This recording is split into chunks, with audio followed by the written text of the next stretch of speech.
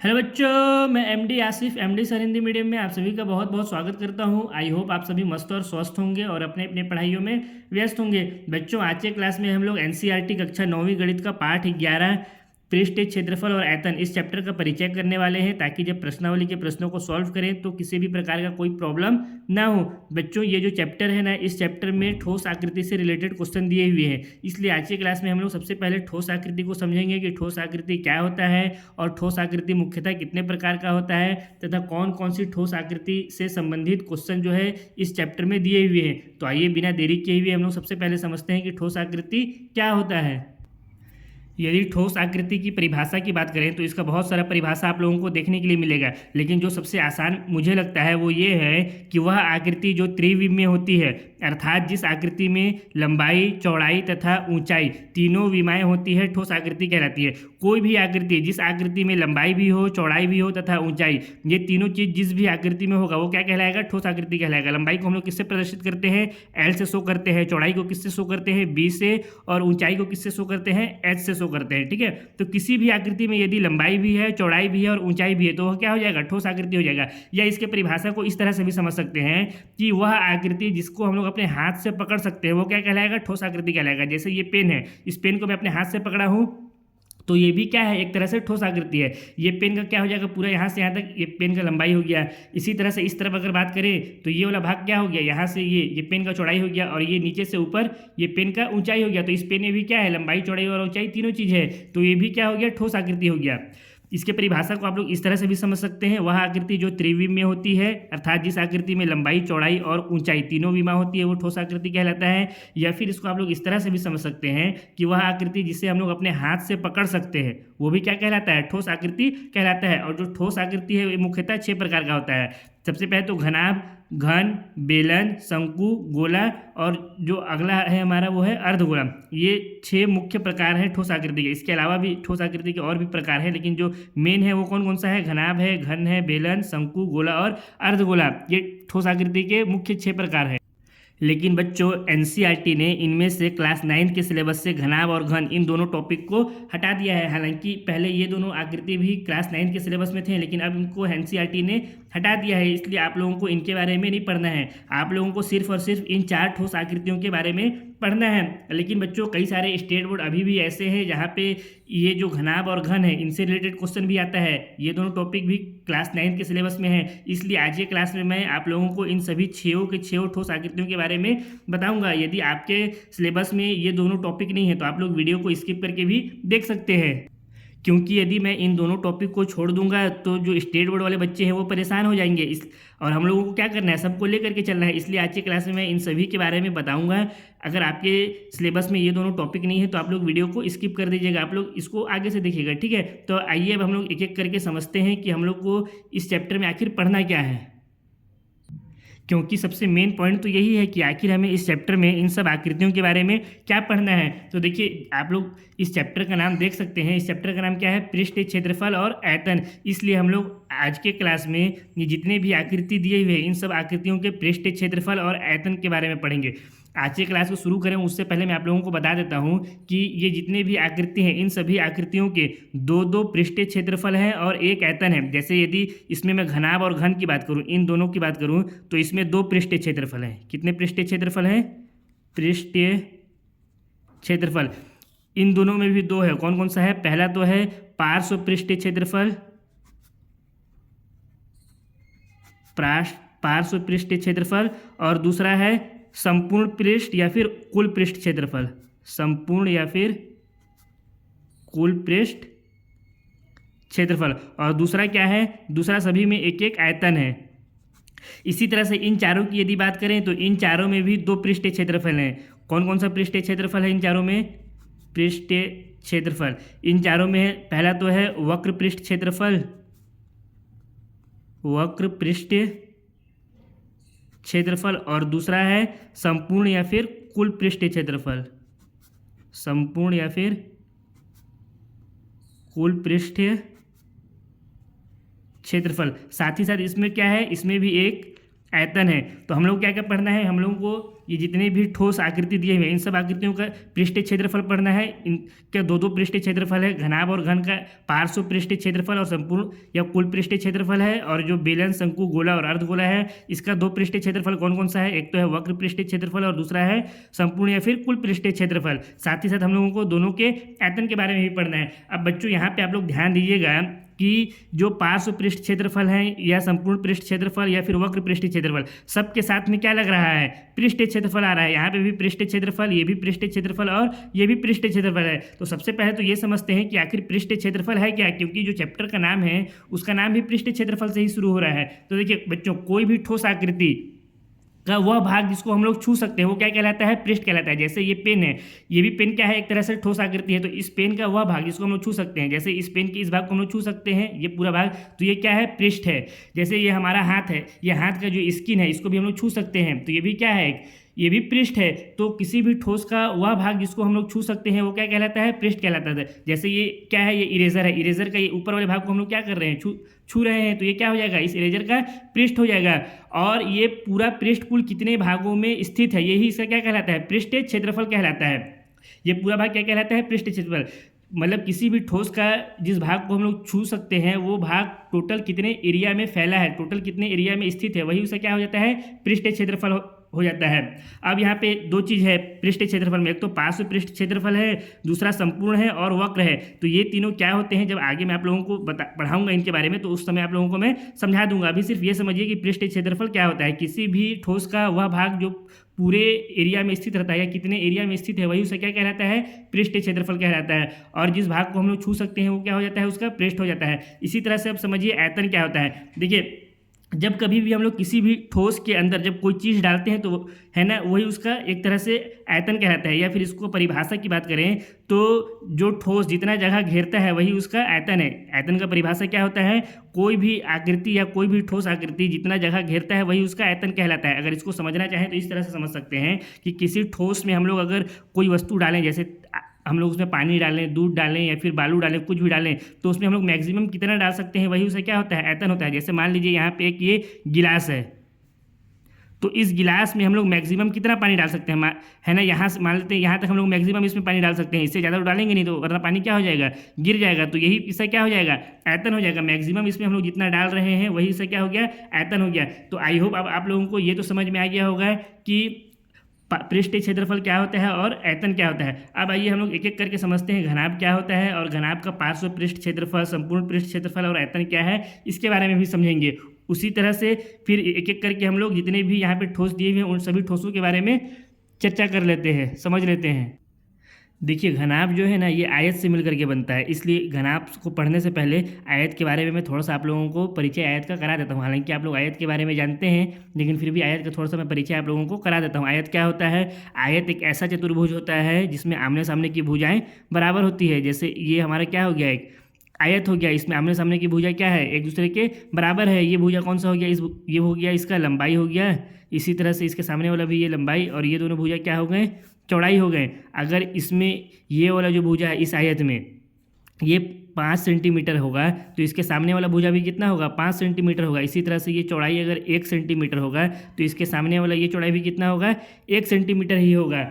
और यदि हम लोग को इस आयत का क्षेत्रफल ज्ञात करना होगा तो कैसे ज्ञात करेंगे, इसीलिए क्या करते हैं, ये जो लंबाई है इसका गुणा किस में कर देते हैं, चौड़ाई में कर देते हैं। तो आयत का क्षेत्रफल बराबर यहाँ से क्या हो जाएगा, आयत का क्षेत्रफल बराबर हो जाएगा लंबाई गुणा में चौड़ाई। लंबाई कितना है 5 सेंटीमीटर, तो ये हो गया 5 गुणा 1 बराबर कितना आ गया, 5 सेंटीमीटर का स्क्वायर आ गया। क्योंकि क्षेत्रफल हमेशा किस में रहता है, वर्ग में रहता है, स्क्वायर में रहता है, तो ये क्या हो जाएगा 5 सेंटीमीटर का स्क्वायर हो जाएगा। लेकिन यदि कोई आयत इस तरह का ना हो करके ऐसे दिया हो जिसमें आयत का एक ऊंचाई हो और दूसरा ये वाला चौड़ाई है, इसमें हमको इसका तो लंबाई दिया हुआ नहीं है, ये क्या हो जाएगा इस आयत का, ये इसका ऊंचाई है जिसको हम लोग एच से रिप्रेजेंट करते हैं, और ये क्या है इसका चौड़ाई है। चौड़ाई को किससे लिखते हैं, बी से लिखते हैं। अब मान लेते हैं ये जो इसका ऊंचाई है ये है 3 सेंटीमीटर और इसका ये जो चौड़ाई है ये है 2 सेंटीमीटर। अब इसका यदि क्षेत्रफल ज्ञात करना है तो कैसे ज्ञात करेंगे, इसके लिए क्या करेंगे, चौड़ाई का ऊंचाई के साथ गुणा कर देंगे। तो यहाँ पे आयत का क्षेत्रफल बराबर क्या हो जाएगा, आयत का क्षेत्रफल बराबर हो जाएगा चौड़ाई गुणा ऊंचाई। चौड़ाई कितना है 2 सेंटीमीटर, तो ये हो गया 2 गुणा ऊंचाई कितना है 3, तो 2 इंटू 3 कितना हो जाएगा, ये 6 सेंटीमीटर का स्क्वायर हो जाएगा। अब यदि कोई आयत ऐसा भी नहीं हो करके, ऐसा भी ना रह करके, कुछ इस तरह का बने, मान लेते हैं कोई आयत इस तरह का, इसका लंबाई ये हो गया और ये हो गया इस आयत का ऊंचाई, ये क्या हो गया इस आयत का ऊंचाई। यहाँ पे हमको दिया है लंबाई बराबर 3 सेंटीमीटर और ऊंचाई यानी इसको एच से रिप्रेजेंट करते हैं, ऊंचाई हमको दिया हुआ है 6 सेंटीमीटर। इसका क्षेत्रफल ज्ञात करना है तो इसके लिए क्या करेंगे, लंबाई और ऊंचाई का गुणा करेंगे। तो यहाँ से आयत का क्षेत्रफल बराबर क्या आ जाएगा, आयत का क्षेत्रफल बराबर यहाँ क्या है, लंबाई और ऊंचाई दिया है तो यहाँ लंबाई और ऊंचाई का गुणा हो जाएगा। लंबाई है 3 तो ये हो गया 3, ऊंचाई है 6 सेंटीमीटर तो 6, यहाँ से कितना है ये 18 सेंटीमीटर का स्क्वायर। कहने का मतलब ये है कि ये जो आयत है ये कैसा आकृति है, एक द्विविमीय आकृति है। यहाँ कोई भी आयत ले ले, इसको इसको इसको या किसी को भी, तो इसमें क्या है, आयत का सिर्फ 2 ही विमा है, या तो लंबाई और चौड़ाई है या फिर ऊंचाई और चौड़ाई है या फिर लंबाई और ऊंचाई है। किसी भी आयत में 3 विमा नहीं है, हर आयत में कितना विमा है, 2 ही विमा है। तो आयत कैसा आकृति है, आयत एक द्विविमीय आकृति है जिसमें 2 विमा होती है, और उन दोनों विमा का जब हम लोग गुणा करते हैं आपस में तो हमको क्या मिलता है, आयत का क्षेत्रफल मिलता है। जब हम लोग इसी तरह के 6 आयत जमा करते हैं ना, 6 आयत को मिला देते हैं तो 6 आयत को मिलाने से क्या बनता है, घनाभ बनता है। 6 आयत को मिलाने से क्या बनता है, घनाभ बनता है। फॉर एग्जांपल के लिए जैसे आप लोग यहाँ पे देख सकते हैं, ये 6 आयत है, यहाँ पे एक आयत ये हो गया, ये वाला भाग पूरा, दूसरा आयत ये हो गया, तीसरा आयत ये हो गया और चौथा आयत ये हो गया। इसी तरह से साइड साइड में देखिए, एक आयत ये है 5वां और ये है 6वां आयत, ये दोनों थोड़ा सा छोटा है लेकिन ये भी क्या है, आयत ही है। जब हम लोग इन 6 आयत को मिला देते हैं तो ये 6 आयत मिलकर के आपस में क्या बनाते हैं, एक घनाभ बनाते हैं। घनाभ कुछ इसी तरह का रहता है, इसमें ये 6 आयत मिलकर के क्या बना लिए, एक घनाभ बना लिए, जिसमें एक पृष्ठ ये हो गया यानी एक आयत ये हो गया, दूसरा पृष्ठ इसका ये पीछे हो गया, इसके पीछे वाला ये भाग, इसी तरह से तीसरा आयत ये हो गया, चौथा इसके पीछे वाला ये भाग हो गया, 5वां ये हो गया और 6वां इसका, 1 मिनट, ये इस तरफ का जो है ये वाला भाग, ये इसका 6वां पृष्ठ हो गया। तो आयत घनाभ जो है वो कितनी आयत से मिलकर के बनता है, 6 आयत से मिलकर के बनता है। और ये घनाभ त्रिविमीय आकृति होता है, अर्थात इसमें लंबाई भी होता है, चौड़ाई भी और ऊंचाई भी। यदि इस आयत की बात करें तो यहाँ से ये नीचे वाला भाग क्या हो जाएगा, इसका लंबाई हो जाएगा, और ये जो ऊपर का भाग है, ये जो ऊपर आ रहा है ये क्या हो जाएगा, इसका ऊंचाई हो जाएगा। और जो साइड में लंबाई ये है, इस लंबाई के जो इधर बगल में ये क्या हो जाएगा, इसका ये इसका चौड़ाई हो गया। तो ये हो गया चौड़ाई, ये हो गया लंबाई और ये क्या हो गया, ये हो गया ऊंचाई। तो आयत कैसा आकृति है, त्रिविमीय आकृति है, जिसमें लंबाई भी होता है, चौड़ाई भी होता है और ऊंचाई भी होता है। जब ये घनाभ है ना, सॉरी, जबकि आयत में क्या होता है, आयत में सिर्फ और सिर्फ 2 विमा होता है, या तो लंबाई चौड़ाई होगा या फिर चौड़ाई ऊंचाई होगा या फिर लंबाई और ऊंचाई होगा। इसके यहाँ पे आप लोगों को मैं डायग्राम भी बना करके समझाता हूँ। जैसे ये हमारा यहाँ पे घनाभ है,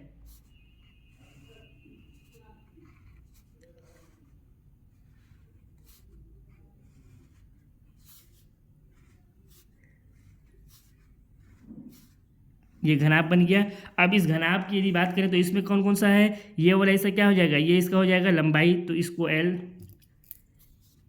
से इसको रिप्रेजेंट कर दिए। इसी तरह से ये जो पीछे वाला भाग है वो भी क्या हो जाएगा, एल यानी लंबाई, ये वाला भाग भी क्या है, इसका लंबाई है और ये भी लंबाई है। यानी आयत में टोटल कितना लंबाई हो गया, टोटल 1 2 3 और ये 4 लंबाई हो गया। इसी तरह से इसका अगर चौड़ाई का बात करें तो इसमें चौड़ाई कौन कौन सा हो जाएगा, इसमें चौड़ाई एक तो ये वाला होगा 1, इसी तरह से चौड़ाई इसको 20 से रिप्रेजेंट करते हैं बी, ठीक है। इसी तरह से एक चौड़ाई ये हो जाएगा, तो ये हो गया दूसरा, ये वाला चौड़ाई है ना, ये तो ऊंचाई है, ये इसका ऊपर गया है तो ये ऊंचाई हो गया। चौड़ाई एक तो ये वाला हो जाएगा बी, एक ये वाला हो गया बी, इसी तरह से एक चौड़ाई ये वाला हो गया भुजा, तो ये भी हो गया बी, और एक चौड़ाई ये हो गया। तो आयत में कितना लंबाई हो गया, 4 लंबाई हो गया। इसी तरह से 1 2 3 और 4 चौड़ाई हो गया। अब यदि इसमें ऊंचाई का बात करें यानी हाइट का, तो वो भी कितना है, वो भी 4 होगा। एक तो ये हो गया एच हमारा हाइट, इसका पहला हाइट, दूसरा हाइट ये वाला हो गया, तीसरा हाइट ये जो पीछे है ये वाला हो गया तीसरा हाइट, और चौथा हाइट कौन सा हो जाएगा, ये जो पीछे यहाँ पे दिख रहा है पीछे में, ये कौन सा हो जाएगा, इसका चौथा हाइट हो गया। तो आयत में टोटल 4 लंबाई, 4 चौड़ाई और 4 ऊंचाई होते हैं। मैं आयत बोला क्या इसको, माफ़ी चाहता हूँ ना, बार बार मेरे मुंह से आयत निकल रहा है, ठीक है। ये क्या है, घनाभ है। अब यदि हम लोग इस घनाभ का संपूर्ण पृष्ठ या फिर कुल पृष्ठ का क्षेत्रफल ज्ञात करें तो कैसे होगा। यहाँ पे जब हम लोग आयत का क्षेत्रफल ज्ञात कर रहे थे तो इसमें कितना पृष्ठ था, एक पृष्ठ था केवल। तो इसका क्या कर रहे थे हम लोग, जो दोनों विमा रहता था उसका गुणा कर रहे थे तो इसका क्षेत्रफल मिल जाता था। लेकिन यहाँ पे घनाभ में कितना पृष्ठ है, टोटल 6 पृष्ठ है। एक तो ये वाला पृष्ठ हो गया नीचे का, एक इसके ऊपर का 2, एक ये हो गया 3, एक ये किनारे वाला हो गया ये वाला 4, एक सामने का ये हो गया 5 और एक उसके पीछे का उधर से हो गया ये 6 पृष्ठ इसमें है टोटल। तो जब हम लोग एक पृष्ठ यानी आयत का क्षेत्रफल ज्ञात कर रहे थे तो उसका 2 विमा का गुणा कर रहे थे। यहाँ पे आपको 6 पृष्ठ का क्षेत्रफल ज्ञात करना है। तो कैसे ज्ञात करेंगे? सबसे पहले तो ये देखिए, यहाँ पे ये वाला जो पृष्ठ है इसमें कौन सा विमा है? एक तो लंबाई है और दूसरा इसका चौड़ाई है। तो इसका क्षेत्रफल ज्ञात करेंगे। इसके लिए क्या लिखेंगे हम लोग? लंबाई गुणा चौड़ाई। तो ये हो गया लंबाई गुणा में चौड़ाई। फिर इसमें प्लस करेंगे इसका ये जो दूसरा वाला ये पृष्ठ है ऊपर वाला, ठीक, ये भी क्या है? इसमें भी लंबाई दिया हुआ है एक, और दूसरा क्या दिया हुआ है? इसका चौड़ाई। तो यहाँ पे भी क्या हो जाएगा? लंबाई गुणा चौड़ाई हो जाएगा दूसरे पृष्ठ का क्षेत्रफल के लिए भी। फिर उसमें प्लस करेंगे, ये तो भी 2 पृष्ठ का क्षेत्रफल हुआ, हमको टोटल कितना ज्ञात करना है? 6 का। अब यहाँ पे देखिए इसमें और कौन सा भुजा है? एक तो लंबाई चौड़ाई ये हो गया। अब इसमें है ये वाला, इसको ले लीजिए, ये वाला जो भुजा है साइड वाला ये, ठीक है। इसमें कौन कौन सा है? एक तो ये हो गया चौड़ाई और ये हो गया ऊंचाई। तो इसमें चौड़ाई है और ऊंचाई है, तो इसीलिए कौन सा विमा का गुणा हो जाएगा? चौड़ाई गुणा ऊंचाई हो जाएगा। तो यहाँ पे लिखेंगे चौड़ाई इंटू ऊंचाई। अब इसके साइड वाला इधर वाला, इसमें भी कौन कौन सा विमा है? ये वाला जो आयत है इधर किनारे वाला, इसमें भी एक तो चौड़ाई है और दूसरा ऊंचाई है। तो यहाँ पे भी हो जाएगा प्लस चौड़ाई गुणा में ऊंचाई। 1 2 3 4 2 पृष्ठ अभी भी बचे हुए हैं। एक तो सामने वाला ये वाला पृष्ठ बचा हुआ है, एक इसके पीछे वाला ये वाला बचा हुआ है। सामने वाला पृष्ठ में कौन सा है? एक तो ये लंबाई है और ये वाला कौन सा है? विमा। ऊंचाई का है, तो यहाँ पे क्या हो जाएगा? लंबाई गुणा में ऊंचाई। और इसके जो पीछे वाला है ये वाला जो है पीछे वाला, इसमें भी कौन सा है? एक तो लंबाई है और दूसरा ऊंचाई है। तो ये भी क्या हो जाएगा? प्लस में लंबाई गुणा में ऊंचाई। अब इसको जब हम लोग अगर सबको जोड़ देंगे तो क्या हो जाएगा? यहाँ लंबाई गुणा चौड़ाई प्लस लंबाई गुणा चौड़ाई, 2 लंबाई गुणा चौड़ाई हो गया। लंबाई को किससे हम लोग रिप्रेजेंट करते हैं? एल से, और चौड़ाई को बी से। तो हम लोग यहाँ पे क्या लिख सकते हैं? 2 ब्रैकेट में एल गुणा बी लिख सकते हैं। एक तो यहाँ पे एल है, इसमें है, यहाँ पे भी एल है और ये भी बी है, ये भी बी है। तो 2 गुणा लंबाई गुणा चौड़ाई हो गया। इसी तरह से ये हो जाएगा, इन दोनों को जब जोड़ देंगे चौड़ाई गुणा ऊंचाई, चौड़ाई गुणा ऊंचाई, तो यहाँ से क्या हो जाएगा? प्लस 2 गुणा में क्या हो जाएगा? यहाँ चौड़ाई को किससे रिप्रेजेंट करते हैं? बी से, और ऊंचाई को एच से। तो ये हो जाएगा बी गुणा में एच। फिर यहाँ प्लस, ये भी लंबाई गुणा ऊंचाई, लंबाई गुणा ऊंचाई, इन दोनों को जोड़ देंगे तो ये क्या हो जाएगा? 2 गुणा में एल गुणा में एच। अब यहाँ भी 2 है, यहाँ भी 2 है, यहाँ भी 2 है। 2 को हम लोग क्या कर सकते हैं? कॉमन ले सकते हैं। तो इसका फॉर्मूला क्या बन करके आएगा? यहाँ से अगर 2 को कॉमन ले लिए तीनों में से, तो इसमें क्या बचा? लंबाई गुणा चौड़ाई, तो इसको एल भी लिख सकते हैं। फिर प्लस है तो प्लस, इनके बीच में कोई निशान नहीं है, यानी क्या है? गुणा का निशान है। इसके बाद यहाँ बी एच है, तो इसके जगह पे क्या लिख सकते हैं? बी गुणा एच है, तो यहाँ पे हो जाएगा बी एच। फिर प्लस एल गुणा एच है, तो यहाँ से क्या आ जाएगा? ये एल एच आ गया। तो ये क्या हो गया? घनाभ के कुल पृष्ठ का क्षेत्रफल हो गया। यही इसका फॉर्मूला है घनाभ के कुल पृष्ठ के क्षेत्रफल का। फॉर्मूला क्या निकल कर क्या है? घनाभ के कुल पृष्ठ का क्षेत्रफल का 2 गुणा में, फिर ब्रैकेट में लंबाई गुणा चौड़ाई प्लस चौड़ाई गुणा ऊंचाई प्लस लंबाई गुणा में ऊंचाई। ये तो हो गया घनाभ का कुल पृष्ठ का क्षेत्रफल। अब यदि हम लोग घनाभ के पार्श्व पृष्ठ का क्षेत्रफल का बात करें तो इसका क्षेत्रफल क्या होगा? देखिए सबसे पहले तो समझिए पार्श्व क्या होता है। इस घनाभ के पार्श्व पृष्ठ का क्षेत्रफल को 4 दीवारी वाला क्षेत्रफल भी कहते हैं। क्यों कहते हैं? क्योंकि जो पार्श्व होता है इसका मतलब होता है अगल बगल वाली भुजा। पार्श्व मतलब अगल बगल वाले। तो इसमें जब हम लोग पार्श्व पृष्ठ का क्षेत्रफल ज्ञात करेंगे घनाभ का, तो इसमें ऊपर और नीचे वाला जो पृष्ठ रहता है उसका क्षेत्रफल ज्ञात नहीं करेंगे। किसका केवल ज्ञात करेंगे? पार्श्व मतलब क्या होता है? पार्श्व मतलब होता है अगल बगल वाले, ठीक है। तो जब हम लोग पार्श्व पृष्ठ का क्षेत्रफल ज्ञात करेंगे तो यहाँ पे हम लोग क्या करेंगे? ऊपर और नीचे वाला जो पृष्ठ रहेगा उसका क्षेत्रफल नहीं ज्ञात करेंगे, उसको छोड़ देंगे, और बाकी जो 4 बचा पृष्ठ उसका क्षेत्रफल ज्ञात करेंगे। जैसे घनाभ में टोटल कितना पृष्ठ रहता है? 6 पृष्ठ रहता है। 6 में से हम लोग ऊपर नीचे वाले को 2 को छोड़ देंगे तो कितना बचा? अगल बगल में टोटल 4 बचा। जैसे यहाँ पे अगर इसमें देखें, मान लेते हैं जैसे ये एक घनाभ है, तो इस घनाभ में एक तो ये ऊपर का पृष्ठ हो गया और एक नीचे का, इन दोनों को छोड़ना है। एक ये पृष्ठ, इसका क्षेत्रफल, बगल में इसका पृष्ठ का क्षेत्रफल, फिर इस तरफ इधर का क्षेत्रफल और इसके इधर का क्षेत्रफल, इन चारों को हम लोग को लेना है। इसलिए पार्श्व पृष्ठ के क्षेत्रफल को 4 दीवारी वाला क्षेत्रफल भी कहते हैं, क्योंकि एक तो ये हो गया, दूसरा ये, तीसरा ये और चौथा ये हो गया। एक ऊपर का ये छूटा और नीचे का ये छूटा। अब मैं आपसे पूछूं कि किसी भी घनाभ में ऊपर और नीचे वाला जो पृष्ठ रहता है उसमें कौन सा विमा रहता है? इसको या तो इस तरह से भी आप लोग समझ सकते हैं। मान लीजिए आपका जो कमरा है वो क्या है? एक घनाभ की आकृति का है। आपका कमरा क्या है? घनाभ की आकृति का है। तो आपके जो कमरा है या जो आपका रूम है उसमें जो ऊपर का पृष्ठ रहेगा उसमें कौन कौन सा विमा रहेगा, और नीचे है उसमें भी कौन सा विमा रहेगा? जाहिर सा बात है लंबाई इंटू चौड़ाई रहेगा, क्योंकि ऊंचाई तो रहेगा नहीं नीचे या फिर ऊपर, क्योंकि जो ऊंचाई है वो तो आपके जो चारों दीवार हैं जिसके ऊपर आपका छत खड़ा है उसमें रहेगा लंबाई। तो हम लोग यहाँ पे क्या करेंगे, जब घनाभ का पार्श्व पृष्ठ का क्षेत्रफल ज्ञात करेंगे तो इसमें लंबाई गुणा चौड़ाई जो हम लोग यहाँ पे लिए थे इन दोनों को छोड़ देंगे। ठीक है, इन दोनों को नहीं लेंगे क्योंकि लंबाई गुणा चौड़ाई क्या है, ऊपर और नीचे का पृष्ठ में विमा है। बाकी जो बच गया 4 पृष्ठ उसका विमा कौन कौन सा हो जाएगा, 2 का विमा चौड़ाई गुणा ऊंचाई हो जाएगा और 2 का लंबाई गुणा ऊंचाई हो जाएगा। तो इन दोनों का क्षेत्रफल ज्ञात करेंगे। जैसे इसको घनाभ से समझते हैं,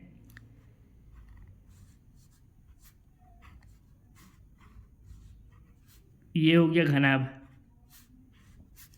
ठीक, तो इसमें जैसे एक ये भुजा हो गया, ये वाला, ये पृष्ठ पूरा, फिर इसके पीछे ये वाला पृष्ठ, इसके बाद ये वाला पृष्ठ 3 और ये सामने वाला, ये चारों पृष्ठ को लेना है और ये जो नीचे वाला पृष्ठ है इसको छोड़ना है और ये जो ऊपर वाला पृष्ठ है इसको छोड़ना है।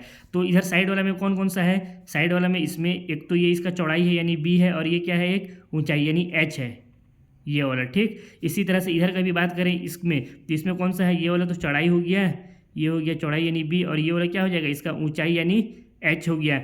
अब इसके पीछे वाला इसका ये और ये जो पीछे है ना, सामने ऊपर वाला ये वाला नहीं, पीछे वाला, तो इसमें कौन सा हो जाएगा, एक तो ये इसका ऊंचाई हो गया h और ये वाला कौन सा हो गया, लंबाई l, यानी इसमें ये जो है ये h हो गया, ये l, इसी तरह से ये h और ये भी क्या हो जाएगा, l हो जाएगा। अब यहाँ पे इसका जो सामने में है ये वाला भुजा, ये वाला पृष्ठ, इसमें कौन सा हो जाएगा, एक तो इसका ऊंचाई हो गया h और ये भी क्या हो जाएगा, इसका लंबाई l, यानी 2 पृष्ठ का विमा कौन कौन सा हो गया, लंबाई इंटू ऊंचाई, और 2 पृष्ठ का विमा कौन सा हो गया, चौड़ाई इंटू ऊंचाई हो गया। यहाँ पे चौड़ाई ऊंचाई हो गया, तो हम लोग पार्श्व पृष्ठ का क्षेत्रफल में क्या लिखेंगे, लंबाई यानी l गुणा h प्लस लंबाई इंटू ऊंचाई यानी l गुणा h, फिर प्लस चौड़ाई गुणा ऊंचाई, तो यहाँ से हो जाएगा b गुणा h प्लस दूसरे पृष्ठ का जो इसके सामने वाला है इसका भी क्या हो जाएगा, चौड़ाई गुणा में ऊंचाई हो जाएगा। पार्श्व मतलब होता है अगल बगल वाला, तो इसमें हमको ऊपर नीचे वाला छोड़ना है और ऊपर नीचे में कौन सा विमा छूटेगा, जो ऊपर नीचे है उसमें विमा कौन सा रहेगा, एक तो लंबाई रहेगा दूसरा चौड़ाई रहेगा, क्योंकि ऊंचाई हमेशा किस में रहता है, जो अगल बगल का जो दीवार खड़ा रहता है रूम का, उस दीवार में तो ऊंचाई रहता है, तब तो हाइट में जाता है दीवार। ठीक है, तो यहाँ से हम लोग का लंबाई और चौड़ाई हट गया पार्श्व पृष्ठ के क्षेत्रफल में। तो इसको जब हम लोग जोड़ेंगे तो क्या हो जाएगा, लंबाई गुणा ऊंचाई, लंबाई गुणा ऊंचाई, ये क्या हो जाएगा, 2 गुणा में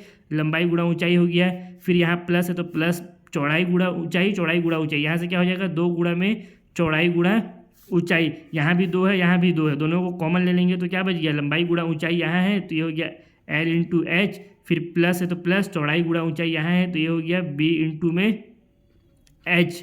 ठीक, अब यहाँ से हम लोग क्या कर सकते हैं, देखिए यहाँ पे भी ऊंचाई है यहाँ पे भी ऊंचाई है, एक ऊंचाई को ले लेते हैं कॉमन, तो यहाँ से क्या निकल कर के आएगा, अगर इसको यहाँ से देखें तो ये 2 तो पहले से कॉमन में है। अब यहाँ से लंबाई, अगर इस ऊंचाई को कॉमन ले लें तो यहाँ क्या बचा, लंबाई बचा, तो ये हो गया l, यहाँ से ऊंचाई को कॉमन ले लें तो क्या बचा, चौड़ाई बचा यानी b, तो l प्लस b हो गया और ये h निकल गया कॉमन यानी बाहर आ गया वैनिश्ड। तो जो पार्श्व पृष्ठ का क्षेत्रफल आया वो क्या हो गया, 2 गुणा में लंबाई प्लस चौड़ाई गुणा ऊंचाई, ये पार्श्व पृष्ठ का क्षेत्रफल है। देखिए मैं आप लोगों को इतना इसलिए बता रहा हूँ कि फार्मूला कैसे, ये सारा चीज़, ताकि आप लोगों को ये रटना ना पड़े कि फार्मूला है ना, इसका फार्मूला आया कहाँ से। आप लोगों को मैं पूरा समझा भी दे रहा हूँ कि ये फार्मूला कहाँ से आया है। बहुत सारे बच्चे रटते हैं फार्मूला को, बाद में भूल जाते हैं, तो इसलिए आपको मैं पूरा फार्मूला समझा भी रहा हूँ ना कि फार्मूला ये आता कहाँ से है। जैसे जब घनाभ का कुल पृष्ठ का क्षेत्रफल का फार्मूला कहाँ से आया, तो इसमें भी क्या किया हम लोग, जितना 6 पृष्ठ था उनका क्षेत्रफल ज्ञात किए, उनको जब जोड़े तो हमारे पास ये फार्मूला बन करके आया। इसी तरह से पार्श्व पृष्ठ में जो 4 पृष्ठ थे उनका क्षेत्रफल ज्ञात किए, तो हमको क्या आया, यहाँ पे ये वाला फार्मूला निकल करके आया। ठीक, आप लोगों को इतना मैं इसीलिए बता रहा हूँ ताकि आप लोगों को ये भी समझ में आ जाए कि इसका जो फार्मूला है वो कैसे बनता है। ये दोनों तो घनाभ के क्षेत्रफल का फार्मूला है, एक पार्श्व पृष्ठ का और दूसरा कुल पृष्ठ का क्षेत्रफल का फार्मूला था। ये कुल पृष्ठ का क्षेत्रफल का फार्मूला है और ये पार्श्व पृष्ठ का क्षेत्रफल का फार्मूला है। अब बच गया इसमें एक आयतन, तो आयतन को भी समझ लेते हैं। देखिए किसी भी ठोस आकृति का आयतन का फार्मूला याद करने का आप लोगों को मैं ट्रिक बता देता हूँ। उस ट्रिक से आप लोग किसी भी ठोस आकृति का आयतन ज्ञात कर सकते हैं। जैसे यहाँ पे घनाभ क्या है, भी एक ठोस आकृति है। उसका ट्रिक क्या होता है कि जो भी ठोस आकृति रहता है उसका जो आधार रहता है, आधार यानी बेस बोले तो वो जिससे मिल करके बनता है। जैसे हमारा घनाभ किससे मिल करके बनता है, आयत से मिल करके बनता है, तो उसका जो क्षेत्रफल होता है, जैसे ये घनाभ हमारा किससे मिल करके बना है, आयत से मिल करके बना है, तो आयत का जो क्षेत्रफल है उसमें किसका आपको गुणा करना है, उसमें आप लोगों को ऊंचाई यानी h का गुणा कर देना है, तो वही क्या हो जाएगा, उस ठोस का आयतन हो जाएगा। जैसे यहाँ पे इस आयत का क्षेत्रफल का यदि हम लोग बात करें तो क्या होता है, लंबाई गुणा चौड़ाई होता है, यानी l गुणा में b होता है। तो इस l गुणा b में आप लोग क्या करना है, सिर्फ और सिर्फ ऊंचाई का गुणा कर देना है, यानी यहाँ पे गुणा में h कर देना है, तो यही क्या हो जाएगा, घनाभ का आयतन हो जाएगा। घनाभ का आयतन क्या हो गया, l गुणा b गुणा h हो गया।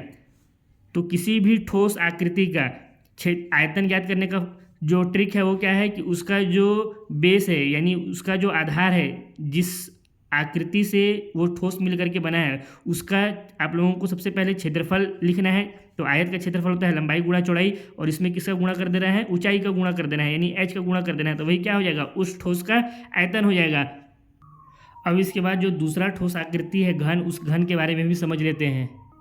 देखिए जो घन है ना, ये वर्ग से मिलकर के बना है, इसलिए घन को समझने से पहले थोड़ा सा वर्ग के बारे में जानकारी प्राप्त कर लेते हैं। आप लोगों को थोड़ा सा मैं वर्ग के बारे में भी बता देता हूँ, हालांकि आप लोगों को वर्ग के बारे में पता होगा, लेकिन फिर भी थोड़ा सा उसका परिचय कर लेते हैं। वर्ग क्या होता है, ऐसा चतुर्भुज जिसकी चारों भुजाएं बराबर होती है और उसमें बनने वाला कोण कितना होता है, 90 डिग्री का। मान लेते हैं ये हमारे पास क्या है, एक वर्ग है, ठीक है। इसमें जो इसके चारों भुजाएं हैं वो क्या है, एक दूसरे के बिल्कुल बराबर है। ये 2 सेंटीमीटर, ये भी 2 सेंटीमीटर, ये भी 2 सेंटीमीटर और ये भी 2 सेंटीमीटर हो गया।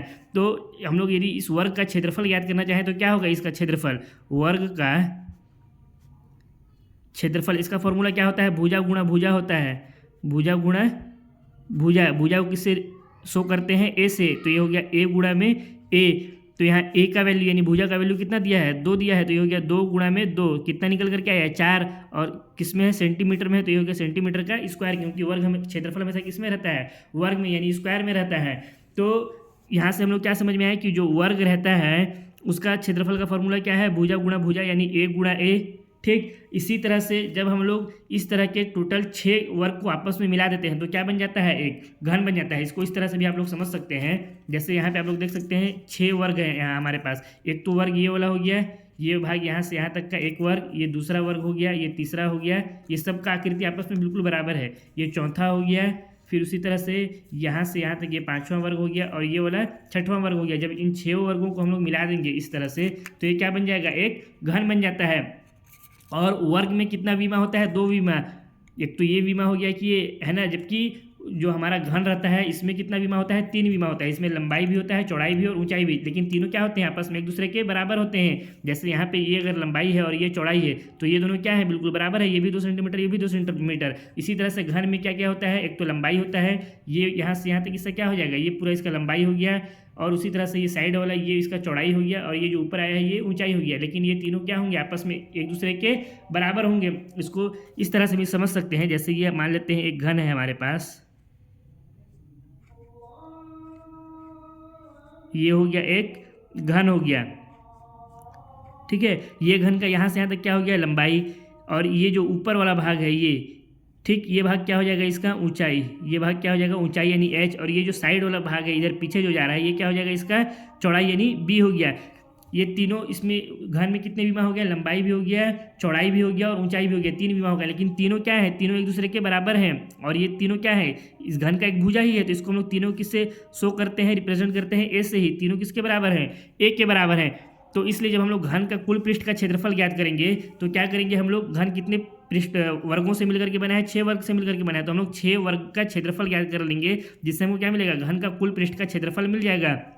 तो घन का जब हम लोग ये जब यहाँ पे वर्ग का क्षेत्रफल ज्ञात कर रहे थे तो यहाँ पे कितना पृष्ठ था, एक पृष्ठ। इसका फॉर्मूला क्या है, भुजा गुणा भुजा, केवल एक बार। जब यहाँ पे 6 है तो हम लोग को कितना बार लेना पड़ेगा, भुजा गुणा भुजा को 6 बार लेना पड़ेगा। तो इसके लिए हम लोग क्या लिखेंगे, इसका फॉर्मूला था ए गुणा ए, एक के लिए एक पृष्ठ का था ए गुणा एक, यहाँ पे 6 है तो यहाँ पे हम लोग 6 बार इसको ऐड करते जाएंगे, ए गुणा ए, फिर से प्लस में ए गुणा ए, फिर प्लस यहाँ पे ए गुणा ए, 1 2 3 4, प्लस ए गुणा ए 5, फिर ये प्लस में ए गुणा ए 6। टोटल कितना हो गया, टोटल यहाँ पे 1 2 3 4 5 6 हो गया। तो इसको हम लोग क्या लिख सकते हैं, 6 ए गुणा ए भी लिख सकते हैं, यानी 6 ए का स्क्वायर हो जाएगा।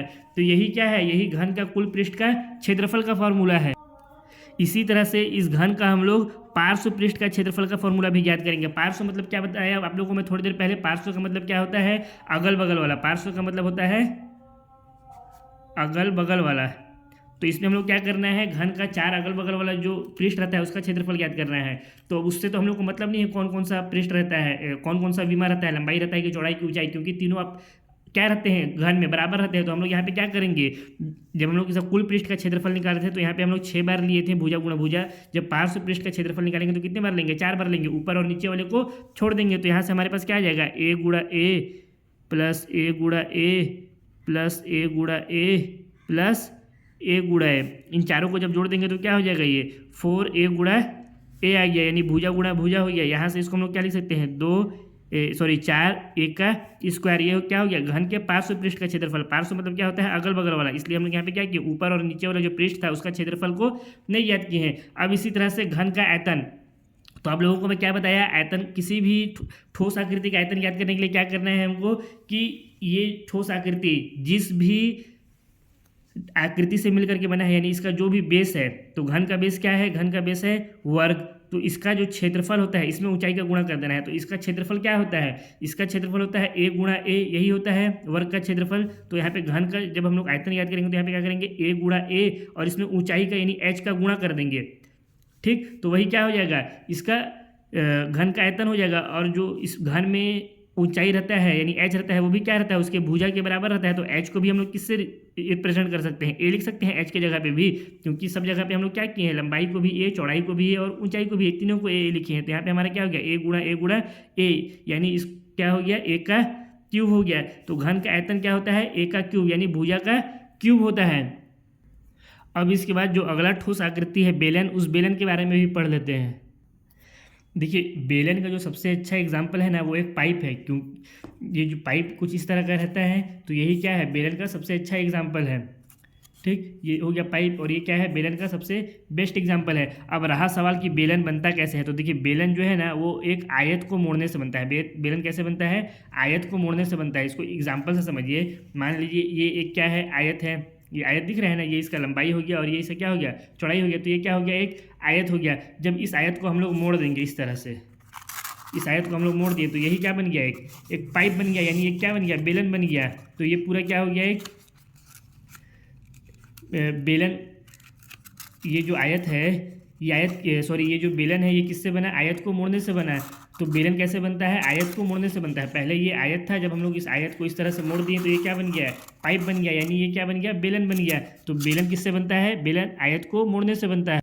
और बेलन यानी जो पाइप है, इसका जो मुड़ा हुआ भाग है ना, ये पूरा इधर से ऐसे, ये जो पूरा मुड़ा हुआ भाग है, ये पूरा गोल भाग, ये जो पूरा गोल भाग है जो मुड़ा हुआ है पाइप की तरह में, यही क्या कहलाता है, इसका वक्र पृष्ठ कहलाता है। क्योंकि वक्र का मतलब क्या होता है, वक्र का मतलब होता है घुमावदार, घुमा हुआ, और पृष्ठ मतलब जिसको हम लोग छू सकते हैं। तो वक्र पृष्ठ का मतलब क्या हुआ, घुमा हुआ पृष्ठ। तो ये जो पाइप में ये जो पूरा घुमा हुआ भाग है इसका, ये यहाँ से लेकर के पूरा ये पूरा जो घुमा हुआ भाग है, यही इसका बेलन का क्या कहलाता है, वक्र पृष्ठ कहलाता है।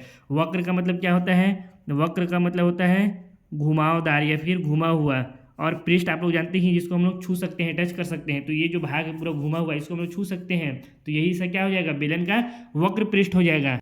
लेकिन यदि इस बेलन के वक्र पृष्ठ को ध्यान से देखें तो इस बेलन के वक्र पृष्ठ के दोनों किनारे में, एक तो इस तरफ भी और दूसरा इस तरफ भी, दोनों किनारे में क्या है, एक वृत्त बन रहा है। ये दोनों वृत्त अभी क्या है, खोखला है, बिल्कुल खाली है। जब हम लोग इस वृत्त को समान त्रिज्या वाले दो वृत्तों से ढक देते हैं, जैसे मान लेते हैं ये एक समान त्रिज्या वाला वृत्त हो गया, इधर इस तरह से ढक दिए, और दूसरा एक तो हमारे पास इस तरफ जो खाली भाग है इसको भी इस तरह से समान त्रिज्या वाला वृत्त से ढक दिए। जब हम लोग इन दोनों को इस तरह से जब ढक देते हैं, पूरी तरह से पैक कर देते हैं, तो ये क्या हो जाता है, ये बेलन का संपूर्ण पृष्ठ यानी बेलन का कुल पृष्ठ हो जाता है। जब ये दोनों खाली है, दोनों अभी दोनों तरफ से, इधर से भी और इधर से भी, तो ये क्या है, सिर्फ और सिर्फ बेलन का वक्र पृष्ठ। लेकिन जब हम लोग दोनों तरफ से इसको भर देते हैं यानी ढक देते हैं, तो अब ये क्या बना है, अब ये बन गया बेलन का संपूर्ण पृष्ठ। और इसको किस तरह से ढके हैं, जितना त्रिज्या इसका है, इस भाग का है, उसी सेम त्रिज्या वाले वृत्त से ढके हैं। ये थोड़ा सा बड़ा है, लेकिन इसको समान त्रिज्या वाले जब वृत्त से ढकते हैं ना, ये भी थोड़ा सा बड़ा लग रहा होगा आप लोग को देखने साइड से, लेकिन ये क्या है, समान त्रिज्या वाला, इसको मान लीजिए वृत्त है। इससे जब हम लोग दोनों तरफ से ढक दिए, इधर से भी और इधर से भी, तो ये क्या हो गया, बेलन का संपूर्ण पृष्ठ हो गया। इतना समझ में आया। बेलन क्या होता है, ये किससे बनता है, बेलन, बेलन आयत को मोड़ने से बनता है। और इसका जो मुड़ा हुआ भाग रहता है ये क्या कहलाता है, वक्र पृष्ठ। और वक्र पृष्ठ के दोनों किनारे में जो खाली भाग रहते हैं उसको जब हम लोग समान त्रिज्या वाले वृत्त से भरते हैं, तो वो क्या हो जाता है, वो हो जाता है बेलन का पूरा संपूर्ण पृष्ठ हो जाता है। अब आइए इसका क्षेत्रफल कैसे ज्ञात करते हैं। जैसे बेलन के वक्र पृष्ठ का क्षेत्रफल है, तो इसको कैसे ज्ञात किया जाता है। देखिए बेलन के वक्र पृष्ठ का क्षेत्रफल, तो बेलन किससे बनता है, सबसे इसका सॉरी जो बेलन का वक्र पृष्ठ है वो किससे बनता है, आयत से ही बनता है। इसको थोड़ा सा पहले मैं नीचे कर देता हूँ ना, 1 मिनट। हाँ अब ठीक है इतना में। तो बेलन का जो वक्र पृष्ठ है वो किससे बन रहा है, आयत से बन रहा है। जैसे ये हमारे पास एक आयत है, मान लेते हैं ये आयत का हो गया लंबाई और ये हो गया चौड़ाई। जब इसको हम लोग मोड़ दे रहे हैं तो क्या बन रहा है, हमारे पास एक बेलन बन रहा है इसको मोड़ने से। इस ये पहले क्या था, आयत था। जब इसको हम लोग मोड़ दिए तो ये क्या बन गया, इसको मोड़ने से बन गया एक बेलन बन गया। बेलन का ये क्या है पूरा, अभी तो वक्र पृष्ठ है, अभी तो इसको ढके नहीं है, ये भी खाली है और ये भी खाली है, तो ये हो गया बेलन का वक्र पृष्ठ। इसलिए जब हम लोग बेलन के वक्र पृष्ठ का क्षेत्रफल याद करेंगे तो आयत के क्षेत्रफल की सहायता से याद करेंगे। आयत का क्षेत्रफल क्या होता है, आयत का क्षेत्रफल बराबर होता है लंबाई गुणा में चौड़ाई।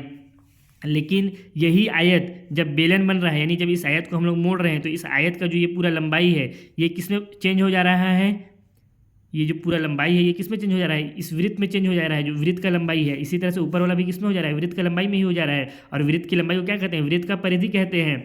जैसे यहाँ पे यदि देखें तो ये आयत है, ठीक पूरा। अब इस आयत का ये क्या है, लंबाई है। जब हम लोग इसको इस तरह से मोड़ रहे हैं, इस तरह से जब हम लोग मोड़ रहे हैं तो ये जो लंबाई था पूरा, अब ये किस में आ गया, एक वृत्त का परिधि बन गया। ये पूरा वृत्त का लंबाई मतलब वृत्त का परिधि बन गया। इसी तरह से इस साइड का भी जो भाग है, जो लंबाई था वो किस में बन गया, वृत्त का परिधि में चेंज हो गया। और जो आयत का चौड़ाई था ये वाला भाग, ये किस में चेंज हो रहा है, जैसे ये आयत का क्या है, ये पूरा पूरा चौड़ाई है। जब हम लोग इसको मोड़ रहे हैं तो ये जो चौड़ाई था, ये चौड़ाई किस में चेंज हो गया, यहाँ से यहाँ तक जो चौड़ाई था ये किस में आ गया, जो बेलन बना है इस बेलन का ऊंचाई बन गया ये आयत। तो यहाँ पे इसी तरह से ये जो लंबाई है ये क्या बन गया, वृत्त का परिधि बन गया। और वृत्त का परिधि किसके बराबर होता है, 2πr के बराबर होता है। यानी यहाँ l किस में चेंज हो गया, l चेंज हो गया 2πr में। और ये जो इसका चौड़ाई है, चौड़ाई को b से प्रेजेंट करते हैं ना, सॉरी, तो ये h नहीं ये b है।